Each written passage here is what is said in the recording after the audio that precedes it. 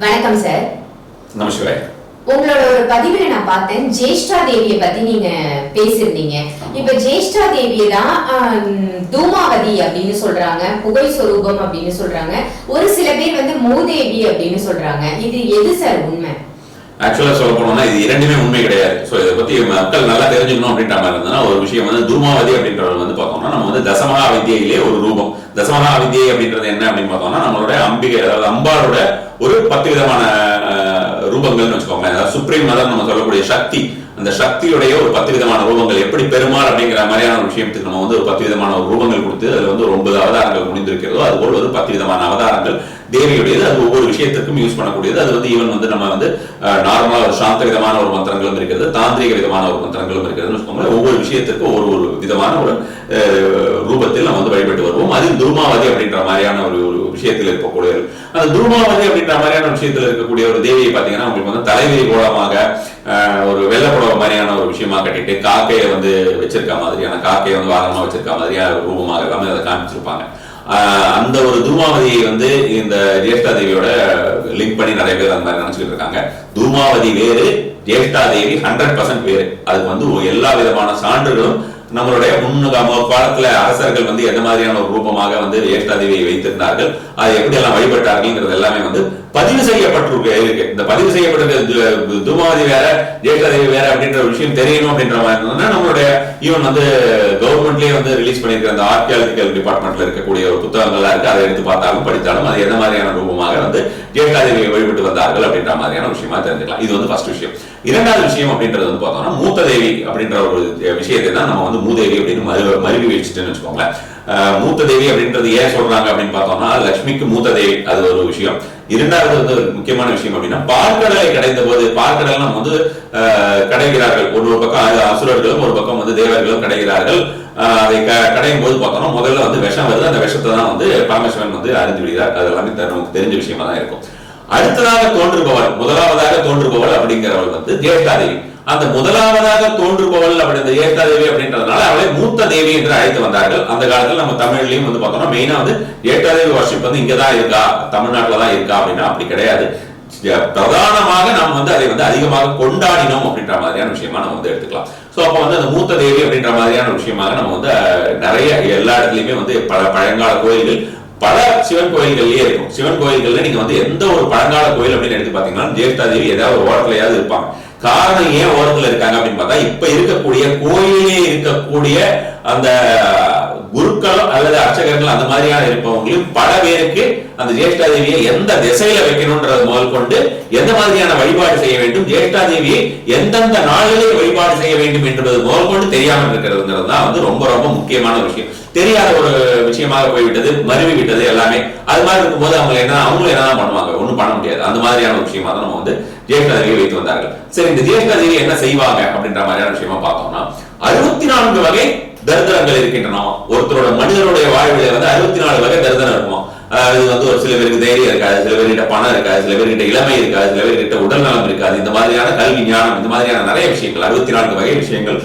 அந்த அவ்வளவு தரித்திரம் அப்படின்றது வந்து பார்த்தோம்னா நமக்கு வந்து லேக் ஆஃப் ஒரு அபண்டன்ஸ் அப்படின்ற மாதிரியான விஷயமா கூட நம்ம வந்து எடுத்துக்கலாம்னு வச்சுக்கோங்க. அந்த மாதிரியாக இருக்கக்கூடிய இல்லாத தன்மையை போக்குபவன் ஜேஷ்டா தேவி. எது நம்ம கிட்ட இல்லையோ அதை வந்து வச்சிருக்கிறது வந்து பார்த்தோம்னா ஜேஷ்டா தேவி அப்படின்ற மாதிரியான விஷயமா நம்ம சொல்லலாம். சரி, அப்ப அந்த மாதிரியா இருக்கக்கூடிய ஜேஷ்டா தேவி வந்து அந்த ஜேஷ்டா தேவியை விட்டுட்டு ஏன் மகாலட்சுமிக்கு முன்னுரிமை கொடுத்தோம், அவங்க தங்கச்சி தானே, அவங்களுக்கு வந்து முன்னுரிமை கொடுத்தோம் அப்படின்னு பார்த்தா இன்னொரு விஷயமா பார்க்கும்போது ஜேஷ்டா தேவி என்பவர்கள் வந்து எப்படி மகாலட்சுமி வந்து ஆபரண பிரியை, எல்லா வித நகைகளும் போட்டு அலங்கார பிரியை, ஆபரண பிரியைன்னு சொல்லலாம். இந்த அம்மா வந்து பார்த்தோம்னா எதுவுமே இல்லாமல் தோற்றத்தில் கூட வந்து பார்த்தோம்னா முதலாவதாக தோன்றினாள். அதாவது கடல்ல இருந்து வரக்கூடிய எல்லாமே லட்சுமி அம்சம் தான் சொல்லுவாங்க, முதல்ல அந்த விஷம் போனதுக்கு அப்புறம். அது மாதிரி கடல்ல இருந்து வரக்கூடிய ஒரு அம்சமாக தோன்றிய இந்த அம்பாள் பொறுத்த வரைக்கும் பார்த்தோம்னா ரொம்ப நார்மலா இருப்பாங்க, தெளிவான ஒரு தோற்றத்தில் இருப்பார்கள், புகை ரூபமாக இருக்க மாட்டார்கள், பருத்த உடலுடன் இருப்பார்கள் வச்சுக்கோங்க. பருத்த உடல்னா பாத்தீங்கன்னா வயிறு எல்லாமே கொஞ்சம் பருத்த ரூபமா தான் இருக்கும். பெரும்பாலும்னா அதாவது அது வடித்திருக்கக்கூடிய ஒரு நபரை பொறுத்து மாறுபடும். ஆனா அவர்கள் வந்து வடித்திருக்கிற அந்த ஐகானோகிராஃபி அப்படின்னு ஒரு விஷயமா நம்ம வந்து எந்த மாதிரியான ஜேஷ்டா தேவியை வழிபட்டோம்னா இந்த மாதிரியான ரூபத்திலே தான் ஜேஷ்டா தேவியை வைத்துக் கொண்டிருக்கிறார்கள். இப்ப வந்து சிவன் கோயில்கள், பல சிவன் கோயில்கள்லயே வந்து பார்த்தோம்னா இருக்கக்கூடிய லிங்கங்களை வந்து நிறைய சிவன் கோயில்கள் வந்து சிதிலமடைந்து போய்விட்டன. அதே போல வந்து பார்த்தோம்னா சிவன் கோயில்ல வந்து போய் போறதுக்கு டெய்லி கும்பிடுறதுக்கு ஆள் இல்லை அப்படின்ற மாதிரியான விஷயங்கள், புதிதாக இருக்கக்கூடிய ஒவ்வொரு விஷயத்தை தேடி ஓடக்கூடிய ஒரு மக்கள் அப்படின்ற மாதிரியான விஷயங்களும், அதே போல வந்து பார்த்தோம்னா உங்களுக்கு அந்த சிவலிங்கங்களையே வந்து சில பேர் வந்து பார்த்தோம்னா கிணத்துல போடுறது, தண்ணியில போடுறது, புதைச்சு வைக்கிறது, இந்த மாதிரி எவ்வளவு சிவலிங்கங்கள் வந்து நமக்கு வந்து கண்டுபிடிக்கப்படுகின்றன. 30,000 கோயில்கள், தெரிந்த கோயில்கள் இருக்குன்ற மாதிரியான ஒரு விஷயமா கணக்கெடுத்திருக்காங்க தமிழ்நாட்டிலே மட்டுமே சிவன் கோயில்களுக்கு. நான் எதற்காக இந்த விஷயத்தை சொல்றேன்னா, சிவன் கோயிலே பிரதானமாக ரேகாதேவி இருந்தால் எதற்காக வைத்திருந்தால், ஏன் அவர்கள் வழிபட்டார்கள்? அவ வந்து இந்த மாதிரியாக வேண்டாத தெய்வம், ஒரு தரித்திரம் கொடுக்கக்கூடியவள் அப்படின்ற மாதிரி இருந்ததுன்னா ஏன் அந்த அம்மாவுக்குமே அங்க வைக்க போறாங்க? அது வந்து கோயிலுக்குள்ள யாராவது போய் வைப்பாங்களா? யாருமே வைக்க மாட்டாங்க. அப்ப வந்து அந்த லக்ஷ்மிக்கும் இந்த அம்மாவுக்கும் இருக்கிற வித்தியாசம் அப்படின்றது வந்து பார்த்தோம்னா மெயினா இந்த ஒரு அவங்களுடைய ஒரு தோற்றம் அப்படின்ற மாதிரியான விஷயத்தெல்லாம் வந்து ஒரு விஷயமா சொல்லலாம். அடுத்தது வந்து மகாலட்சுமி வந்து ஒரு இடத்தில் தங்க மாட்டாள், நிலையாக தங்க மாட்டாள். அவள் வந்து எல்லா இடத்துலையும் போய் வந்து கொண்டிருப்பாள். இது வந்து நம்ம எல்லாரோட வாழ்க்கையிலும் நம்ம பார்க்கறது தான். இது வந்து ஒரு விஷயமா சொல்லலாம். ஜேஷ்டா தேவி என்பது பொறுத்த வரைக்கும் அவளை வழிபட்டால் என்னென்ன மாதிரியான நெகட்டிவிட்டி, நீங்க வந்து தரித்திரம் அப்படின்றது நெகட்டிவிட்டி நம்ம எடுத்துப்போம். இப்ப இந்த காலத்துல அந்த மாதிரி இருக்கக்கூடிய அனைத்து விதமான நெகட்டிவிட்டியுமே வந்து கிளென்ஸ் பண்ணக்கூடியவள் ஜேஷ்டா தேவி. அதனாலதான் வந்து கோயில வச்சாங்க. ஏன்னா கோயில்ல பலதரப்பட்ட மக்கள் வருவார்கள். பூஜைகள்ல ஏதாவது ஒரு நாள்லயோ இல்ல ஒரு விஷயத்திலேயே ஏதாவது ஒரு குறைகள் இருக்கலாம். வரக்கூடிய மக்கள்ல வந்து அவங்களுடைய ஒரு மனதில் ஏதாவது ஒரு தவறான எண்ணங்கள் இருக்கலாம். ஏதாவது தீட்டு அப்படின்ற மாதிரி, தீட்டு அப்படின்ற மாதிரியான விஷயம் வந்து, இந்த தீட்டு அப்படின்றது தகாத ஒரு விஷயம் அப்படின்ற மாதிரியான சில நபர்களை சொல்றோமே, அதுக்கும் ரெண்டுத்துக்கும் நல்ல வித்தியாசம் இருக்கு. அது வந்து இதுக்கும் ஜாதியை வந்து இதுல கொண்டு வரது கூடாது. தீட்டு அப்படின்ற விஷயத்துல தீட்டு அப்படின்னு சொல்றது என்னன்னா, அவர்கள் வந்து உதாரணத்துக்கு ஏதாவது ஒரு போகக்கூடாத ஒரு இடத்துல போயிட்டு நேரா அவங்க இந்த மாதிரியான ஒரு விஷயமாக வராங்கன்னா, அந்த காலத்துல அப்படி எல்லாம் பண்ணிருப்பாங்களா அப்படின்னு கேட்டா பண்ணிருக்கலாம். அந்த மாதிரி நடந்திருக்கலாம், நடக்கலாம், நடக்கக்கூடும் அப்படின்ற மாதிரியான ஒரு முறையாக அவர்கள் ஜேஷ்டா தேவியை வைத்திருக்கலாம். ஒரு பக்கம் ஜேஷ்டா தேவி, ஒரு பக்கம் விநாயகர் அப்படின்ற மாதிரியான ஒரு விஷயமாக பிரதானமாக வழிபட்டு வந்தார்கள் ஜேஷ்டா தேவியை வைத்து. காலப்போக்கில் வந்து இந்த சிவன் கோயிலை பத்தி சொல்லிக்கிட்டு இருந்தேன். சிவனுக்கே அந்த மாதிரியான ஒரு கதி அப்படின்ற மாதிரியான விஷயம் இருக்கும்போது இந்த மாதிரியான ஜேஷ்டா தேவி எல்லாம் வந்து கண்டிப்பான முறையில எல்லாருக்கும் வந்து இந்த மாதிரி போறது, மறந்து போறது அப்படின்றது ஒரு விஷயமாக இருக்கும். இதுல இன்னொரு முக்கியமான விஷயம், ஜேஷ்டா தேவியை ஏன் இவர்கள் வந்து நம்ம வந்து கொண்டாட தவறிவிட்டோம் அப்படின்னு பார்த்தா, இப்போ உங்களுக்கு தெரிஞ்சிருக்கும், நம்ம வந்து யுகங்கள்ல கடைசி யுகமாக கலியுகத்துல இருக்கோம். இதுக்கு முன்னால துவாபர யுகம் இருந்தது. அதுக்கு முன்னால வந்து பார்த்தோம்னா உங்களுக்கு வந்து ஒவ்வொரு யுகங்களாக திரேதா யுகத்துல இருந்து நமக்கு வந்து துவாபர யுகம் இதெல்லாமே தாண்டி நமக்கு வந்து இப்ப கலியுகத்துல இருக்கோம் இல்லையா? இந்த கலியுகத்துல வந்து கலிபுருஷன் அப்படின்னு சொல்லுவாங்க. இந்த கலிபுருஷனை பொறுத்த வரைக்கும் அவர் முதல்லயே சொல்லியாச்சான், இந்த கலியுகம் தொடங்கின உடனே மக்கள் உன்னை கொஞ்சம் கொஞ்சமாக மறக்க ஆரம்பிப்பார்கள், உன்னுடைய வழிபாடுகள் நிறுத்தப்படும், அது மாதிரியான ஒரு விஷயமாக சொல்லியிருக்காரு. ஏன் அப்படின்னு கேட்டா, நீ வந்து அந்த மாதிரியான ஒரு ரூபமாக இருக்கிறவங்களுக்கு எல்லாருக்குமே இருக்கிற நெகட்டிவிட்டி எல்லாத்தையும் கிளென்ஸ் பண்ணி விட்டுட்ட, எல்லாருக்கும் தரித்திரத்தை மாத்தி விட்டுட்ட, எல்லா மாதிரியான ஒரு விஷயமாக ஆக்கி விட்டா என்றால், அப்ப எனக்கு என்ன வேலை? மனிதர்கள் வந்து அறம் தவறி நடப்பார்கள், தர்மம் தவறி நடப்பார்கள்.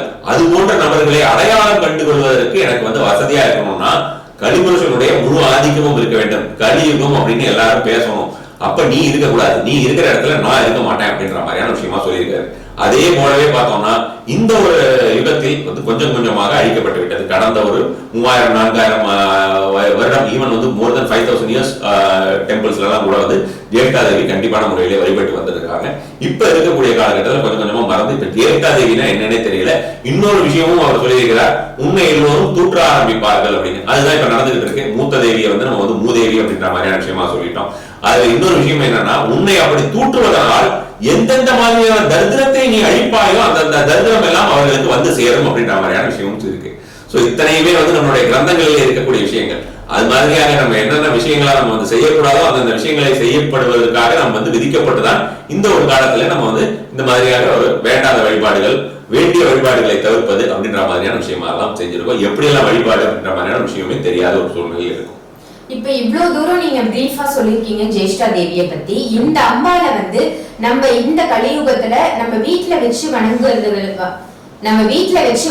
அப்படிங்கிறது சரியா?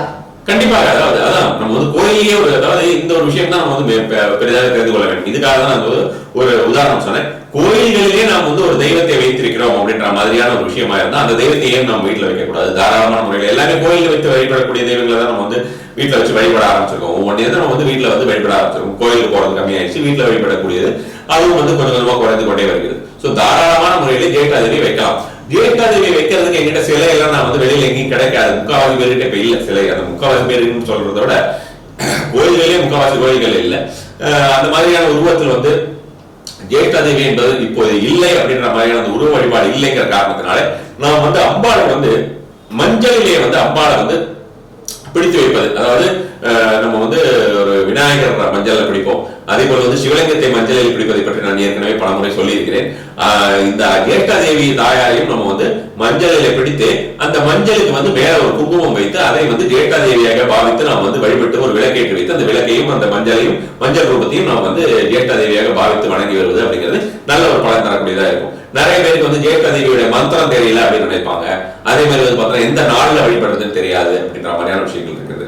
அம்பாளுக்கு வந்து அதாவது ஜேஷ்டா தேவிக்கு வந்து ரொம்ப ரொம்ப ஒரு பிடித்த ஒரு நேரம் அப்படின்ற மாதிரியான விஷயமா இருந்தா ராகு காலம். ராகு காலத்திலே ஜேஷ்டா தேவி வழிபாடு செய்வது அதீத பலனை தரக்கூடியதா இருக்கும். நெகட்டிவிட்டி அதிகமாக இருக்கக்கூடிய நேரத்திலே அந்த நெகட்டிவிட்டி அழிக்கக்கூடிய தேவியை நாம் வழிபட்டு வந்தோம் என்றால் கண்டிப்பான முறையிலே அந்த நெகட்டிவிட்டி அப்படின்ற மாதிரியான விஷயம் வந்து போயிடும் நம்மளோட லைஃப்ல இருந்து. இது வந்து முதல் விஷயம். ஜேஷ்டா தேவியை நமக என்ற ஒரு சாதாரண மந்திரத்தை சொன்னாலே போதும். ஜேஷ்டா தேவிக்கு அஷ்டோத்திரமே இருக்குன்னு வச்சுக்கோங்க, அர்ச்சனையே பண்ணலாம். சோ ஆனா அதை பத்தி நம்ம வந்து ஏன்னா ஒரு அஷ்டோத்திரம் எல்லாம் இப்ப வந்து நம்ம வந்து சொல்லக்கூடிய ஒரு டைமா இருக்காது. இந்த ஒரு விஷயத்துல உங்களால குறிப்பெடுத்துக் கொள்ள முடியாது. அதனால வந்து ஜேஷ்டா தேவியை பொறுத்த வரைக்கும் ஓம் ஜேஷ்டா தேவியை நமக என்ற ஒரு மந்திரத்தினை நீங்கள் வந்து தினசரி 108 முறையோ அல்லது ராகு காலத்துல தினசரி ராகு காலத்திலே பண்ணலாம். இது வந்து வெள்ளிக்கிழமை ராகு காலங்களா இல்ல, அம்பாளுக்கு பிடிச்சது அப்படின்னு சொன்னது ராகு காலம் அப்படின்னு சொன்னேன். இன்னொன்னு வந்து பார்த்தோம்னா பிரதோஷம் இருக்கக்கூடிய தினம், அதாவது திரையோதசி திதி. திரையோதசி திதியிலே அம்பாளை வழிபடுவது, அந்த பிரதோஷ வேலையிலேயே வழிபடுவதுங்கிறது, அதாவது ஈவினிங் 4:30 இருந்து 7:30 வரைக்கும், சாயங்காலம் 7:30 வரைக்கும் இந்தியன் டைம், இந்த டைம்ல வழிபடுறதுங்கிறது நல்ல ஒரு பலனை தரக்கூடியதா இருக்கும். அதுக்கப்புறம் அம்பாளுக்கு பிடிச்ச இன்னொரு நேரம் நாள் அப்படின்ற மாதிரியான விஷயமா பார்த்தோம்னா ஞாயிற்றுக்கிழமை அம்பாளை வழிபடுவதும் அதீத பலனை தரக்கூடிய ஒரு விஷயமா இருக்கும். ரொம்ப அருமையா ஜேஷ்டா தேவி வழிபாடு பத்தி, மறைக்கப்பட்ட வழிபாடு பத்தி ரொம்ப அழகா சொன்னீங்க சார். நன்றி.